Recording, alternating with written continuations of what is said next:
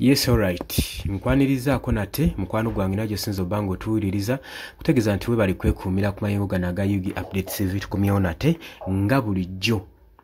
Kaakati UPDF, Uganda People's Defence Force, efulumizza finally ensonga lwaki General Lieutenant Peter Erweru agenda maaso n'okulitayalinga era n'agamba kikitegeeze badde bitambulira ku social media kubikwatagana ku ye wakati we ne General Muhoozi Kainerugaba.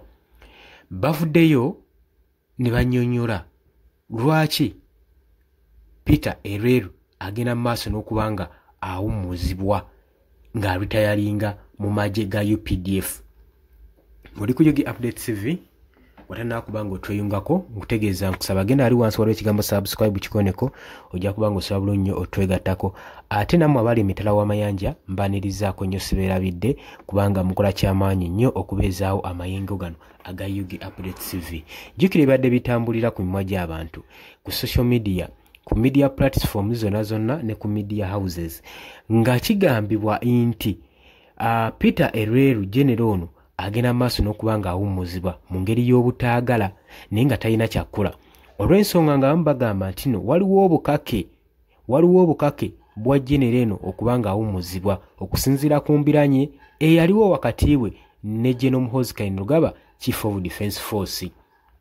Kakati Uganda People's Defence Force UPDF evuddeyo neewa ensonga lwaki Lieutenant General Peter Erweru agenda maaso n'okulitayalinga era bagenze maaso n'okurespondinga ku story elinkinga ku social media egamba nti nno okuweekiziitinga kwa General ono Peter Erweru kugendereddwamu emabega wa General Muhoozi Kainerugaba era yali emabega wa exit ye.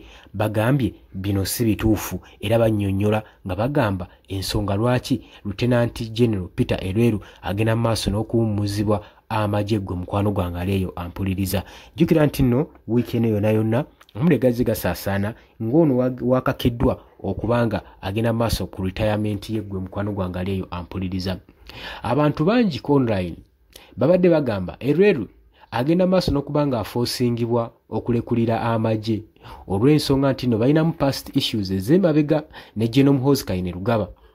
Kati ssaawa zino nga wenjogerera nga ye Chief of Defence Force kitegeeza ki amaanyi n'obuyinza abaagayina ne jjuzi yavuddeyo ne yeewaana n'agamba nti alina authority nga General Muhoozi Kainerugaba okukola buli kintu kyonna ky'ayagala okukola era n'agamba nti era alina n'obuyinza okugoba ambasada yenna ow'eggwanga ali mu ggwanga Uganda okubanga alekulira eggwanga lye. Kati lwaki olowooza abantu babeera tebamulumirize nga bw'alina amaanyi waagemanyi nti yali emabega w'okuwummula kwa Lieutenant General ono Peter Erweru?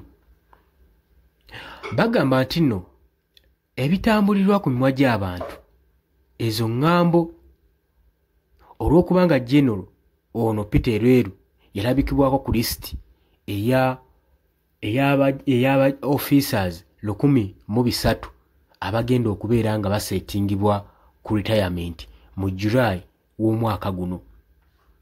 Abantu abamu bagamba nti Muhoozi Kainerugaba ne area statements ze ziyakola bwe yagamba nti nno agenda kurestinga the so-called Teso Buffon.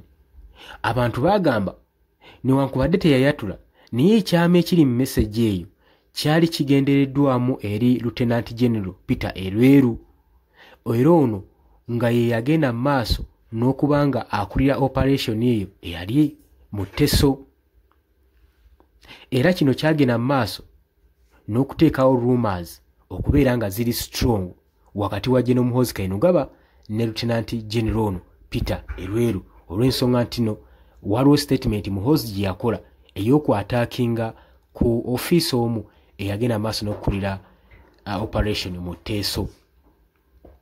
Naye kati UPDF, Uganda People's Defence Force, evuddeyo n'ekipuutinga kiriya ng'egamba Lieutenant General Peter Erweru takakiddwa bukakibwa okubanga afuluma amagye. Bagamba nti retirement ye eri part of a normal process. Kwegamba kiri normal kya bulijjo era retirement eringe officers abasinga bulijjo ebalitayalinga era nga bagamba eri nomo nga officers abalala bonna ubalekulira amagye okulekera luumu abakulembeze abalala okutekinga over obukulembeze n'okusavinga eggwanga wabula tekiri nti nno kikakibwe bukakibwa oba tekiri nga we kirinkingibwa ku social media nti General Muhoozi Kainerugaba Chief of Defence Force statement gye yakola eri Lieutenant General Peter Oreru ye musindiikiriza okubanga agenda maaso n'okubanga aretiringa gwe mukwano gwange ali yampuliza. Lwaki information tugikuwa? Twakulaga obuzibu obuyinza okuvaamu enjawukana ne unite eyinza okubanga separatingibwa mu Uganda People's Defence Force singa Lieutenant General Peter Oreru abaale kulidde amagye. Jukira naye alina abamukiririzaamu abamagye bangi okusinzira ku nkola ne operation n'ensavinga gyasavinzeemu eggwanga gwali yampuliriza. Lieutenant ono General Peter Oreru nga ye bagamba nti no yakkiriza decision, yakkiriza ekirowoozo era n'abeera proud ne time ye gye yamala nga asavinga mu magye era n'okuwummuzibwa kwe yakusanyukidde. Era UPDF yagenze maaso n'omuprayizinga olwo service ne operations ennyingi ezibadde ez'omunda mu Uganda saako ne wabweru w'eggwanga ogeza nga mu Congo, mu Somalia, South Sudan zaakoze mu bwerufu ne mazima. Bagambye nti nno akoze ebirungi bingi eri eggwanga ne mu bitundu ebyenjawulo era abadde asaana retirement eno. Lieutenant General Peter Oreru yafuuka Deputy Chief of Defence Force mu mwaka gwa 2021 era n'akolera waggulu wa army position emyaka mingi nnyo. UPDF egamba y'omu kwaba abangi ku balala abagenda okubanga bawummuzibwa abali ku pulaani y'okuwummuzibwa mu magye era ng'eri normal plan era si punishment nga emulowooza so ate si revenge.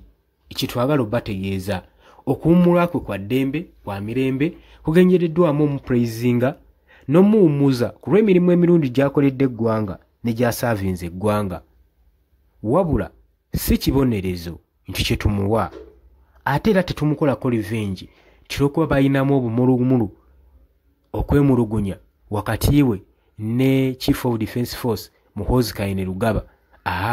Wabula ono agenda kuwummula mu nnomo we afusobole okuba nga afuna retirement ye gwali yampuliriza.